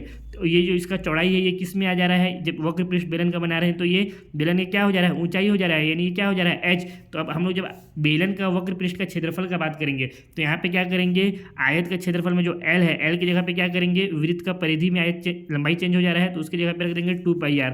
तो ये हो गया 2πr, गुणा है तो गुणा b, यानी चौड़ाई, आयत का चौड़ाई b। जब बेलन का वक्र पृष्ठ बना रहे हैं तो किस में चेंज हो जा रहा है, उसका हाइट में, यानी h में। तो यहाँ पे b की जगह पे क्या कर देंगे हम लोग, h रख देंगे। तो यही क्या हो जाएगा, बेलन के वक्र पृष्ठ का क्षेत्रफल हो जाएगा। क्या यहाँ से फॉर्मूला निकल करके आया, 2πrh निकल करके आया। ये क्या हो गया, बेलन के वक्र पृष्ठ का क्षेत्रफल हो गया। लेकिन जब बेलन के संपूर्ण पृष्ठ का क्षेत्रफल का बात करेंगे, यानी कुल पृष्ठ के क्षेत्रफल का बात करेंगे, तो कैसे ज्ञात होगा, देखिए ये भी हमारा क्या है, एक ये अगर इसको मैं आपसे पूछूं तो ये क्या है, ये बेलन का वक्र पृष्ठ है, ठीक है। अभी ये भाग और ये भाग दोनों खुला है दोनों तरफ से, तो इसका फॉर्मूला क्या हो जाता है, 2πrh हो जाता है। लेकिन बेलन का संपूर्ण पृष्ठ कब होता है, आप लोगों को मैं थोड़ी देर पहले बताया हूँ, जब हम लोग इस भाग को, ये जो वृत्त है इसको समान त्रिज्या वाले एक वृत्त से ढक देते हैं, और इधर वाला भी जो खुला वाला वृत्त है इसको भी समान त्रिज्या वाले एक वृत्त से ढक देते हैं, तब जाकर के ये क्या बनता है, बेलन का संपूर्ण पृष्ठ बनता है। जैसे यहाँ पे आप लोगों को मैं बताया भी था, ये बेलन हो गया पूरा हमारा अभी दोनों तरफ से खुला है। जब इसको समान त्रिज्या वाले वृत्त से ढक दिए, और इधर का भी जो ये खोखला भाग है इसको भी समान त्रिज्या वाले वृत्त से ढक दिए, तो ये पूरा मिलकर के क्या बन गया, ये अब पूरा मिलकर के बन गया बेलन का संपूर्ण पृष्ठ। तो इसमें क्या क्या आया, एक तो बेलन का वक्र पृष्ठ आया यहाँ से यहाँ तक, तो इसके लिए लिखेंगे ये किसके बराबर है, संपूर्ण पृष्ठ बेलन का वक्र पृष्ठ। अब इसमें प्लस में क्या क्या ऐड हुआ है, एक तो इस तरफ समान त्रिज्या वाला एक वृत्त ये लगा है, इधर लगा है ना समान त्रिज्या वाला एक वृत्त, तब तो ये तो पहले खुला था, इसमें क्या किया है हम लोग, समान त्रिज्या वाला एक वृत्त इस तरफ लगाए हैं। तो यहाँ पे लिखेंगे समान त्रिज्या वाला वृत्त, समान त्रिज्या का वृत्त, या फिर केवल वृत्त भी लिख सकते हैं आप लोग, ठीक है। उसी तरह से इस तरफ भी एक लग रहा है, क्या है, ये भी समान त्रिज्या वाला एक वृत्त है इस तरफ भी। तो यहाँ पे भी क्या हो गया, समान त्रिज्या वाला प्लस एक समान त्रिज्या वाला वृत्त हो गया, ठीक है। समान त्रिज्या वाला ये भी वृत्त हो गया। हम लोग यहाँ पे ज्ञात क्या कर रहे हैं, बेलन का संपूर्ण पृष्ठ का क्षेत्रफल ज्ञात कर रहे हैं। तो ये किसके बराबर आया, बेलन का वक्र पृष्ठ है प्लस समान त्रिज्या वाला वृत्त प्लस समान त्रिज्या वाला एक और वृत्त। तो ये इन तीनों का ये क्या होगा, क्षेत्रफल तो होगा, क्योंकि हम लोग यहाँ पे क्षेत्रफल ज्ञात कर रहे हैं, इसलिए हम लोग यहाँ पे साथ में और क्या ऐड करेंगे, इसके साथ में ऐड हो जाएगा क्षेत्रफल, बेलन का वक्र पृष्ठ का क्षेत्रफल प्लस एक साइड में समान त्रिज्या वाला जो वृत्त है उसका क्षेत्रफल प्लस जो दूसरे साइड में समान त्रिज्या वाला वृत्त है उसका क्षेत्रफल। इन तीनों क्षेत्रफल को जब हम लोग जोड़ देंगे तो क्या बन जाएगा, बेलन का संपूर्ण पृष्ठ का क्षेत्रफल। और बेलन के वक्र पृष्ठ का क्षेत्रफल अभी हम लोग तुरंत ऊपर में क्या निकाले हैं, 2πrh। तो यहाँ से हो गया ये 2πrh प्लस जो वृत्त का क्षेत्रफल होता है वो क्या होता है, πr²। तो यहाँ से हो जाएगा ये πr² प्लस ये भी समान त्रिज्या वाला वृत्त है तो ये भी क्या हो गया, इसका भी क्षेत्रफल πr² हो गया। अब यहाँ से हम लोग क्या, इसको अगर सॉल्व करेंगे तो मिल जाएगा, ये हो गया 2πrh πr², ये कितना हो जाएगा 2πr² हो गया। यहाँ भी 2 है, यहाँ भी 2 है, πr यहाँ भी है, πr यहाँ भी है, तो 2πr को हम लोग ले लेते हैं कॉमन। तो यहाँ से 2πr जब कॉमन ले लिए तो क्या निकल के बचा है, यहाँ से 2πr कॉमन ले लिए तो बचा h प्लस यहाँ से टू पाई आर कॉमन ले ली तो क्या बचा, एक आर बच गया क्योंकि यहाँ आर का स्क्वायर है, तो क्या निकल के आया, टू पाई आर ब्रैकेट में एच प्लस आर। ये क्या हो गया, बेलन के संपूर्ण पृष्ठ का क्षेत्रफल हो गया, वक्र पृष्ठ का क्षेत्रफल हो गया टू पाई आर एच, और संपूर्ण पृष्ठ का क्षेत्रफल क्या हो गया, टू पाई आर ब्रैकेट में एच प्लस आर हो गया। अब इसके बाद बेलन का आयतन का फॉर्मूला भी समझ लीजिए क्या होता है। देखिए किसी भी ठोस का आयतन ज्ञात करने का मैं आप लोगों को ट्रिक क्या बताया हूँ कि वो जो ठोस है उस ठोस का जो बेस यानी जिससे वो ठोस मिल करके बना है उसका क्षेत्रफल में हम लोग क्या करना है, ऊंचाई का गुणा करना है। तो बेलन जो है वो बेलन कैसे बना है, बेलन एक वृत्त को हाइट देने से बना है। जैसे ये एक वृत्त है, इसको जब हम लोग इस तरह से हाइट दे दिए, दोनों तरफ से क्या दे दिए, हाइट दे दी, यानी इसको जब हम लोग ऊंचाई दे दिए तो ये क्या बन गया, एक बेलन बन गया। तो बेलन का जो बेस हो गया यानी जो बेलन का आधार जिससे बेलन बना है वो क्या हो गया है, एक वृत्त हो गया। तो हम लोग क्या करेंगे, इस वृत्त का क्षेत्रफल में ऊंचाई का गुणा कर देंगे, वही क्या हो जाएगा, बेलन का आयतन का फॉर्मूला हो जाएगा। तो वृत्त का जो क्षेत्रफल है उसका फॉर्मूला क्या होता है, पाई आर स्क्वायर। तो यहाँ से हो गया ये पाई आर स्क्वायर। इसमें गुणा किसका करना है हम लोग को, जो हाइट रहता है उसका गुणा करना है, तो इसमें गुणा हो गया एच का। तो बेलन का आयतन क्या निकल करके आया, पाई आर स्क्वायर एच निकल करके आ गया। यही हो गया बेलन के आयतन का फॉर्मूला। अब इसके बाद जो अगला ठोस है शंकु, उस शंकु के बारे में भी पढ़ लेते हैं और उसका फॉर्मूला क्या होता है उसके फॉर्मूला को भी समझ लेते हैं। देखिए शंकु का जो बेस्ट एग्जांपल है ना, वो बर्थडे में जो कैप लगाते हैं है ना, वो बर्थडे का कैप या फिर आइसक्रीम का जो कोन रहता है वो शंकु का क्या है, बेस्ट एग्जांपल है। वो कुछ इस तरह का रहता है, ठीक है। तो कोन का आकृति क्या हो गया, कोन का आकृति ये तो बर्थडे वाला कैप या फिर जो आइसक्रीम वाला कोन रहता है जो कि इस तरह का आकृति रहता है, इसको क्या कहते हैं, शंकु कहते हैं। इंग्लिश में इसको कोन भी कहते हैं, ठीक। अब इस शंकु में या फिर इस कोन में जो ये घुमाव वाला जो पृष्ठ है, ये पूरा ये जो घुमावदार पृष्ठ है, इस पूरे पृष्ठ को हम लोग क्या कहते हैं, शंकु का वक्र पृष्ठ कहते हैं। ये जो जितना घुमावदार पृष्ठ है ना, इसको कहते हैं शंकु का वक्र पृष्ठ। जिस तरह से बेलन वाले में हम लोग बेलन का घुमावदार पृष्ठ को क्या कह रहे हैं, बेलन का वक्र पृष्ठ, उसी तरह से शंकु में जितना घुमा हुआ भाग है उसको कहते हैं शंकु का वक्र पृष्ठ। वक्र मतलब घुमा हुआ, घुमावदार, और पृष्ठ मतलब जिसको हम लोग छू सकते हैं। तो ये हम लोग पूरा क्या कर सकते हैं, छू सकते हैं। तो ये हो गया पृष्ठ, और ये घुमावदार है इसलिए क्या हो जाएगा, वक्र। तो ये क्या हो गया, वक्र पृष्ठ। इसी तरह से है ना, जब हम लोग इस शंकु के ये जो पूरा खुला हुआ भाग है सामने, ठीक, ये क्या बन रहा है, यहाँ पे एक वृत्त का आकृति बन रहा है ये पूरा। जब हम लोग इस वृत्त को समान त्रिज्या वाले एक दूसरे वृत्त से हम लोग ढकते हैं तो ये पूरा मिल करके क्या बनता है, शंकु का संपूर्ण पृष्ठ, यहाँ से लेकर के पूरा, ठीक। जब हम लोग इसको पूरा पैक कर दिए, ये पूरा भाग और ये पूरा भाग, ये पूरा मिल करके क्या बना, शंकु का संपूर्ण पृष्ठ। और जब ये खुला है तो ये सिर्फ पूरा क्या है, ये पूरा जो घुमावदार भाग है इसको कहते हैं शंकु का वक्र पृष्ठ कहते हैं, ठीक। इतना समझ में आ गया शंकु क्या होता है। शंकु का बेस्ट एग्जांपल है बर्थडे का कैप या आइसक्रीम का कोन, और जो इसका घुमावदार पृष्ठ है इसको कहते हैं शंकु का वक्र पृष्ठ। और जब इसमें हम लोग समान त्रिज्या वाले वृत्त से इसके वृत्त को ढक देते हैं, यहाँ पे जो वृत्त बना है खुला है, तो ये क्या हो जाता है, शंकु का वक्र पृष्ठ हो जाता है। अब यदि शंकु का आगे आप उससे मैं बताऊँ तो देखिए शंकु दो चीज़ों से मिलकर के बना है, एक तो त्रिभुज से और दूसरा वृत्त से। क्योंकि यहाँ पे शंकु में क्या है, एक तो इस तरह से देखिए, यहाँ से एक ये त्रिभुज आप लोगों को दिख रहा होगा, त्रिभुज के आकृति का ये दिख रहा है ये, ठीक। तो एक तो ये हो गया त्रिभुज, और दूसरा साथ ही साथ में यहाँ पे और क्या लगा हुआ है, एक वृत्त लगा हुआ है। तो शंकु किससे किससे मिलकर के बना है, एक तो इसमें वृत्त है और साथ ही साथ इसमें क्या है, एक त्रिभुज भी है। ये वाला जो यहाँ से यहाँ है ये पूरा क्या है, एक त्रिभुज है। तो एक त्रिभुज और एक वृत्त, इन दोनों को मिला करके हम लोग क्या बनाए, एक शंकु बनाए। अब आइए थोड़ा सा शंकु के बारे में हम लोग यहाँ पे कॉपी में भी समझ लेते हैं। पहले तो ये इसको अच्छे से सेट कर रहता हूँ कैमरा को।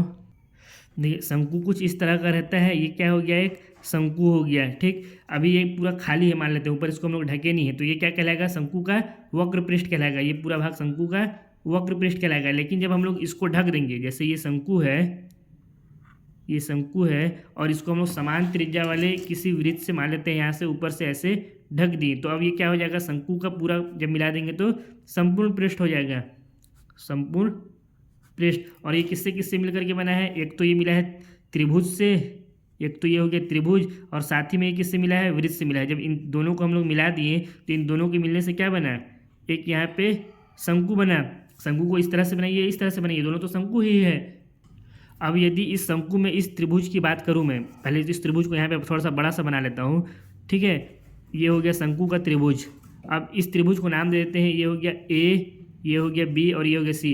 अब मैं पूछूं कि क्या इस त्रिभुज ए बी सी में ए बी और जो ए सी है ये इस त्रिभुज का ऊंचाई है, तो आप लोग बोलेंगे नहीं सर नहीं है ऊंचाई। तो ऊंचाई क्यों नहीं है, क्योंकि ऊंचाई क्या होता है, किसी भी त्रिभुज का जो सबसे शीर्ष बिंदु होता है उससे उसका जो निम्न बिंदु होता है, जब हम लोग उसमें मतलब जो उसका आधार होता है उसमें जब हम लोग एक लंब डालते हैं, सीधा सीधा रेखा खींचते हैं, तो वही क्या होता है, उसका ऊंचाई होता है। तो यहाँ पे इस त्रिभुज एबीसी का ऊंचाई क्या हो जाएगा, जब हम लोग इसके शीर्ष बिंदु ए से एक सीधा रेखा खींचेंगे यहाँ पे मान ले है ना, इसको नाम दे देते हैं डी। तो ये ए डी क्या हो जाएगा, इस त्रिभुज ए बी सी का ऊंचाई हो जाएगा। लेकिन बच्चों यहाँ पे जो ए सी है और ये जो ए बी है, ये दोनों भी तो एक तरह से ऊंचाई ही है ना। ये एक्चुअल ऊंचाई ए सी और ए बी नहीं है, लेकिन फिर भी ये क्या है, ऊंचाई है। तो इस ऊंचाई को हम लोग क्या कहते हैं, तिर्यक ऊंचाई। इस ऊंचाई को क्या कहते हैं, तिर्यक ऊंचाई कहते हैं, क्योंकि ये तिरछा है तो ये हो गया तिर्यक ऊंचाई। और इसको शो करते हैं स्मॉल एल से, इसको किससे रिप्रेजेंट करते हैं, स्मॉल एल से। तो ये जो ए बी है और ये ए सी है, ये क्या हो गया, तिर्यक ऊंचाई हो गया। और ये जो ए डी है इस त्रिभुज में,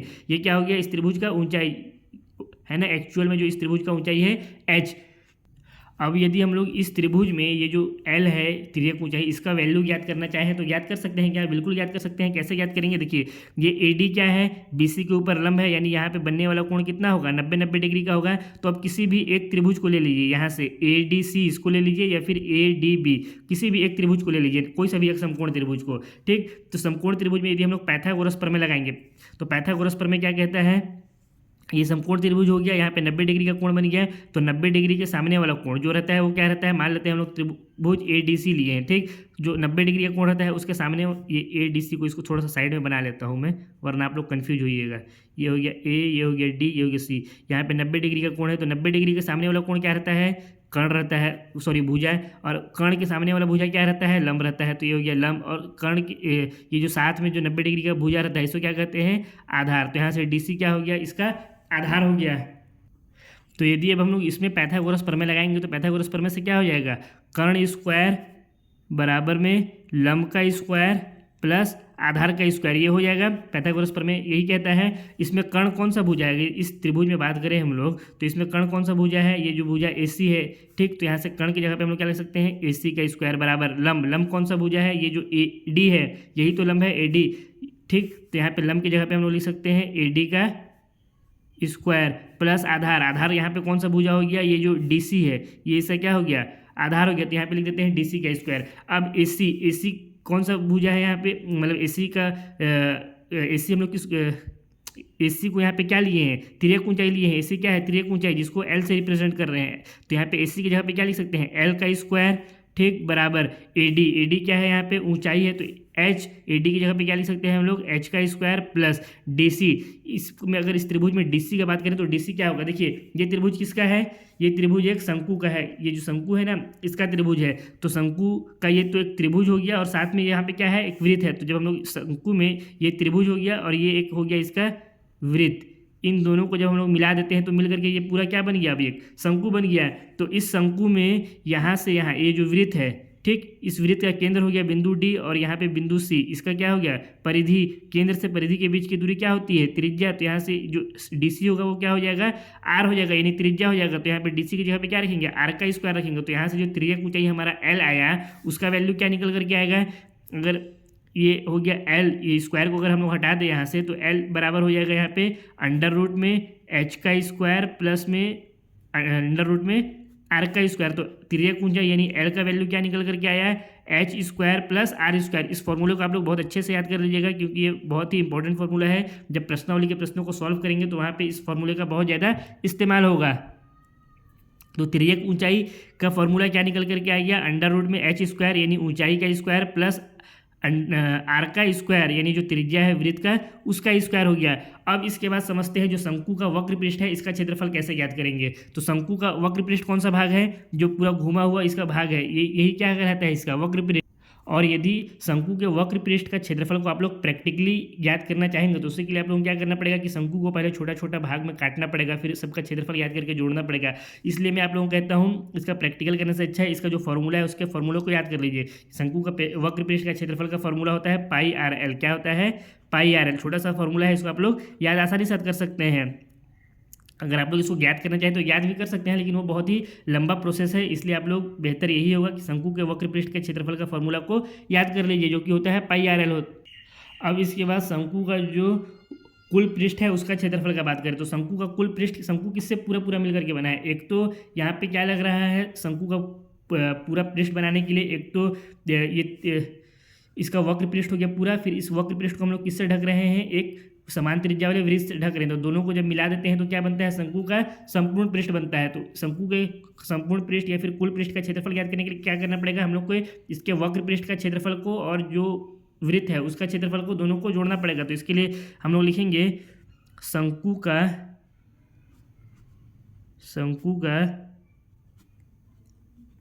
वक्र पृष्ठ का क्षेत्रफल प्लस जो समान त्रिज्या वाला वृत्त है उस वृत्त का क्षेत्रफल, दोनों को जब जोड़ देंगे तो क्या मिल जाएगा, शंकु का वक्र संपूर्ण कुल पृष्ठ या फिर संपूर्ण पृष्ठ का क्षेत्रफल मिल जाएगा। शंकु का वक्र पृष्ठ का क्षेत्रफल कितना होता है, पाई आर एल, तो यहाँ से हो गया पाई आर एल, प्लस वृत्त का क्षेत्रफल कितना होता है, पाई आर स्क्वायर, तो यहाँ से हो गया पाई आर स्क्वायर। पाई आर यहाँ भी है, पाई आर यहाँ भी है, पाई आर को ले लेते हैं कॉमन, तो अंदर हमारे पास क्या बच गया, यहाँ पे बच गया एल प्लस यहाँ पे बच गया आर। तो शंकु का कुल पृष्ठ का क्षेत्रफल क्या निकल करके आया, पाई आर ब्रैकेट में एल प्लस आर, ये हो गया शंकु के कुल पृष्ठ का क्षेत्रफल।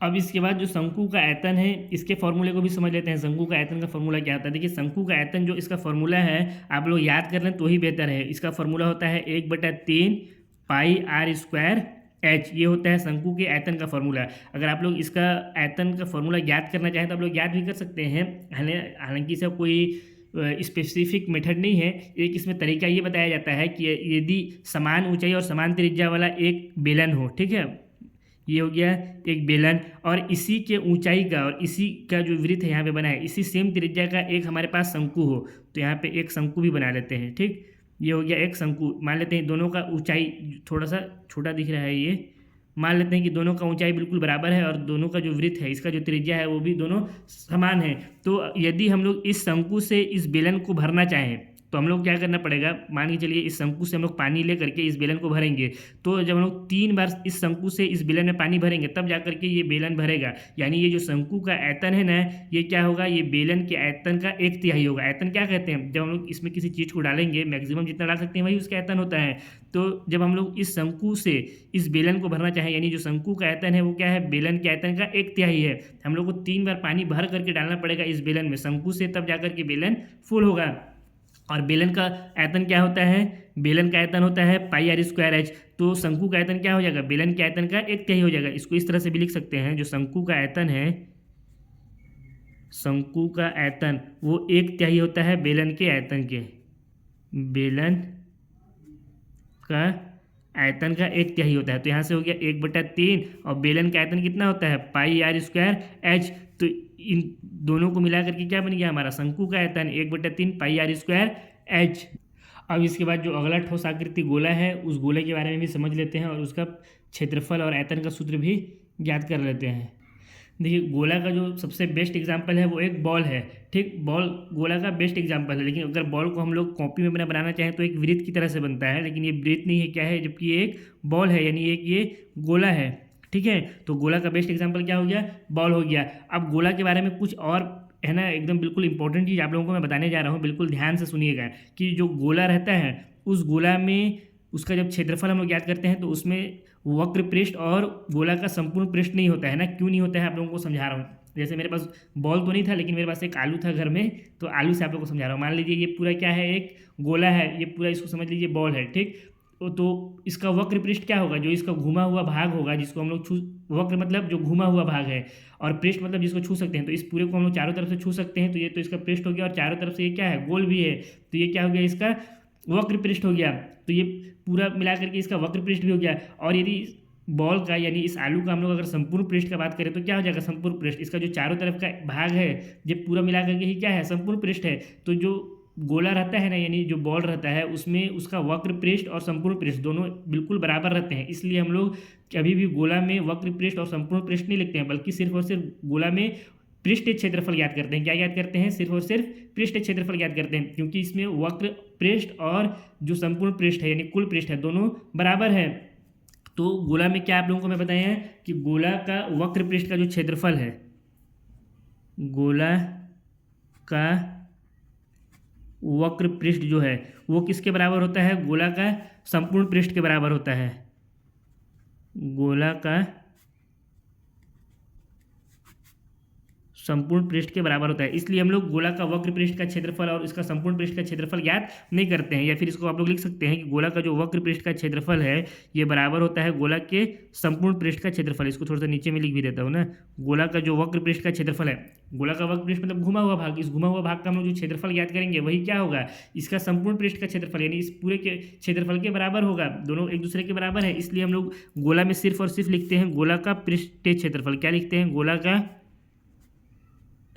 पृष्ठीय क्षेत्रफल। आप लोग यहाँ पे देख भी सकते हैं, मैं यहाँ पे ना ही वक्र पृष्ठ लिखा हूँ ना ही संपूर्ण पृष्ठ, और फिर क्या लिखा हूँ, गोला का पृष्ठ क्षेत्रफल। तो गोला में उसका वक्र पृष्ठ का क्षेत्रफल, संपूर्ण पृष्ठ का क्षेत्रफल दोनों क्या होता है, एक दूसरे के बराबर, इसको क्या कहते हैं, गोला का पृष्ठ क्षेत्रफल। लेकिन हाँ, अगर एग्जाम में आपको ऐसा दे दिया है क्वेश्चन पेपर में कि गोला का वक्र पृष्ठ का क्षेत्रफल इतना है या गोला का वक्र पृष्ठ का क्षेत्रफल ज्ञात कीजिए, तो घबराइएगा बिल्कुल भी मत, क्योंकि गोला का वक्र पृष्ठ और संपूर्ण पृष्ठ और इसका गोला का पृष्ठ तीनों एक दूसरे के बिल्कुल क्या है, बराबर है। आप लोगों को मैं यहाँ पे सिर्फ पृष्ठ क्षेत्रफल पढ़ा रहा हूँ, तो आप लोग कन्फ्यूज मत होइएगा। इसका पृष्ठ क्षेत्रफल ही इसका वक्र पृष्ठ भी है और इसका संपूर्ण पृष्ठ का भी क्षेत्रफल है।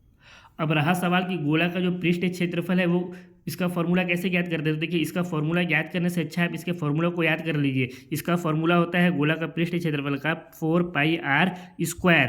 फॉर्मूला क्या होता है, 4πr²। आप लोग अगर चाहें तो इसका फॉर्मूला याद भी कर सकते हैं। इसका एक विधि आप लोगों के बुक में दिया हुआ भी है।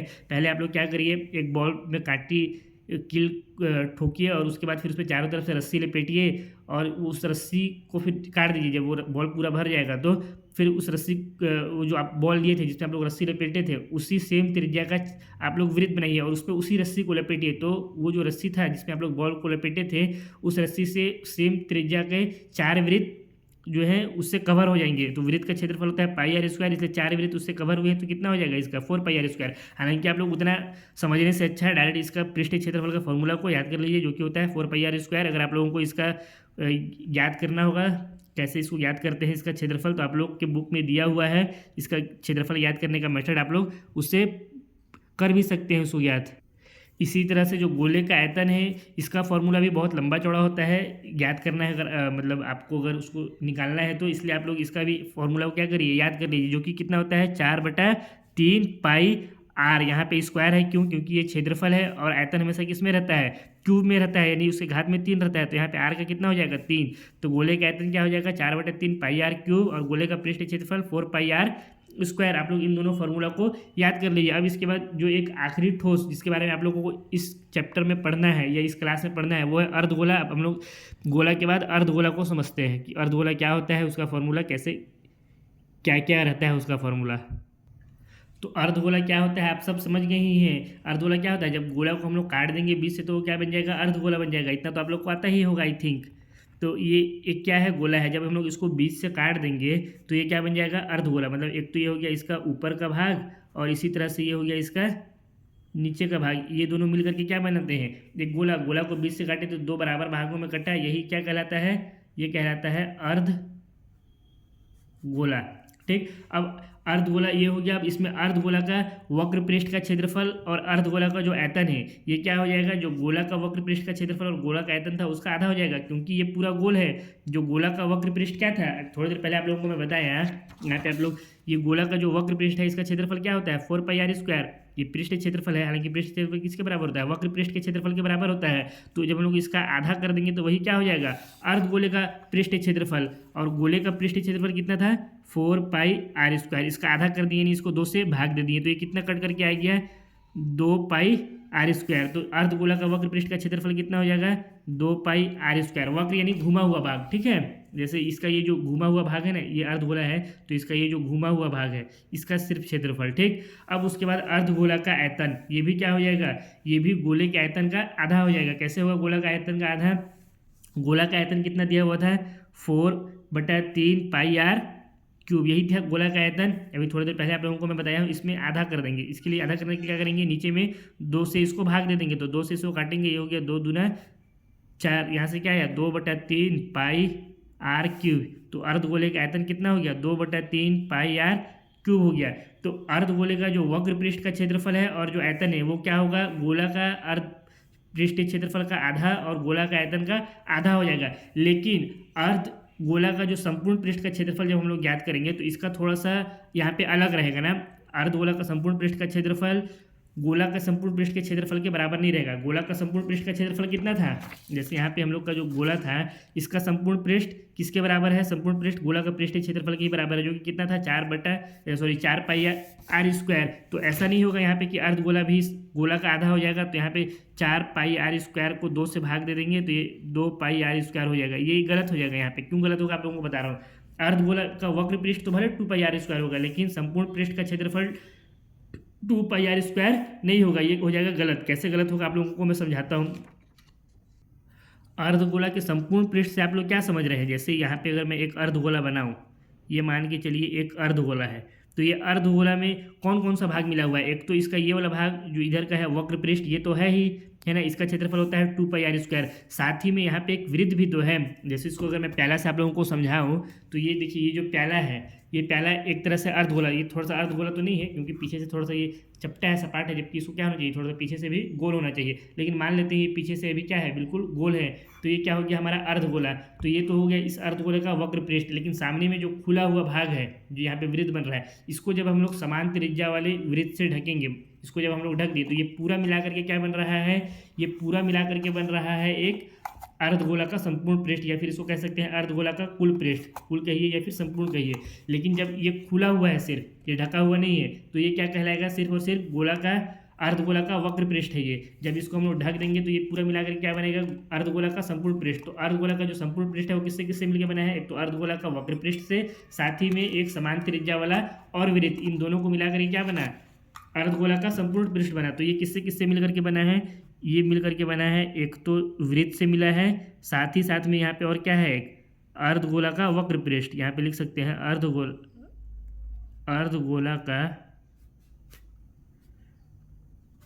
वक्र पृष्ठ, और साथ ही में यहाँ है एक वृत्त भी है। दोनों से मिलकर के बना है क्या हमारा अर्धगोला का संपूर्ण पृष्ठ। ये है संपूर्ण पृष्ठ। जब इसको हम ऊपर में इसको ढक देते हैं ना एक समान वृत्त वाले, समान त्रिज्या वाले वृत्त से, तो ये तो हो गया संपूर्ण पृष्ठ, संपूर्ण पृष्ठ। ठीक, तो इसका फॉर्मूला, इसका जब क्षेत्रफल ज्ञात करेंगे तो क्या हो जाएगा, अर्धगोला का संपूर्ण पृष्ठ का क्षेत्रफल ज्ञात करने के लिए हम लोग को अर्धगोला का वक्र पृष्ठ का क्षेत्रफल प्लस जो वृत्त है उसका क्षेत्रफल, दोनों को जोड़ना पड़ेगा। तो यहाँ से क्या हो जाएगा, अर्धगोला का संपूर्ण पृष्ठ का क्षेत्रफल प्लस वृत्त का क्षेत्रफल। अर्धगोला का वक्र पृष्ठ का, यहाँ पे संपूर्ण लिख दिया ना, सॉरी, ये है वक्र, ठीक है। अर्धगोला का वक्र पृष्ठ का क्षेत्रफल कितना होता है, 2 पाई आर स्क्वायर। तो यहाँ पे हो गया ये 2 पाई आर स्क्वायर, प्लस वृत्त का क्षेत्रफल कितना होता है, पाई आर स्क्वायर। तो यहाँ पे हो जाएगा ये pi r square, pi r square ये हो गया, और 2 पाई आर स्क्वायर ये हो गया। इन दोनों को जब जोड़ देंगे तो ये कितना बन जाएगा, 3 पाई आर स्क्वायर। तो अर्धगोला का संपूर्ण पृष्ठ का क्षेत्रफल कितना होता है, 3 पाई आर स्क्वायर होता है।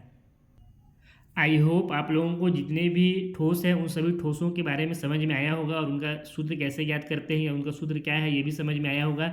अगर आप लोगों को इस वीडियो का PDF चाहिए तो आप लोग MD सर के टेलीग्राम चैनल को ज्वाइन कर सकते हैं। टेलीग्राम चैनल में आप लोगों को इस पूरे क्लास का, आज का जो क्लास है, इस पूरे क्लास का PDF मिल जाएगा, जिसका लिंक आप लोगों को डिस्क्रिप्शन बॉक्स में मिल जाएगा। मैं जो 2 ठोस थे, घनाभ और घन, जो कि NCERT के सिलेबस में नहीं है, उसको क्यों पढ़ाया, क्योंकि बहुत सारे स्टेट बोर्ड ऐसे हैं जहाँ पे आज भी घनाभ और घन क्लास 9 के सिलेबस में है, इसलिए वो बच्चे क्या होते हैं, परेशान होते हैं। तो हमको क्या करना है, सबको लेकर के चलना है, वो बच्चे इधर उधर कहाँ भटकते। इसलिए एक ही क्लास में मैं सारे जितने भी ठोस थे उन सभी ठोसों के बारे में बता दिया हूँ आज के क्लास में। आई होप आप लोगों को वीडियो पसंद आया होगा। अगर वीडियो पसंद आया है तो वीडियो को लाइक करें, चैनल में नए हैं तो चैनल को सब्सक्राइब करें, साथ ही इस वीडियो को अपने दोस्तों के साथ भी शेयर करें। अब बहुत जल्द हम लोग नेक्स्ट क्लास में मिलेंगे, जहाँ पे प्रश्नावली 11.1 के प्रश्नों को हल करेंगे। तब तक के लिए आप सभी मस्त रहिए, स्वस्थ रहिए और अपने अपने पढ़ाइयों में व्यस्त रहिए।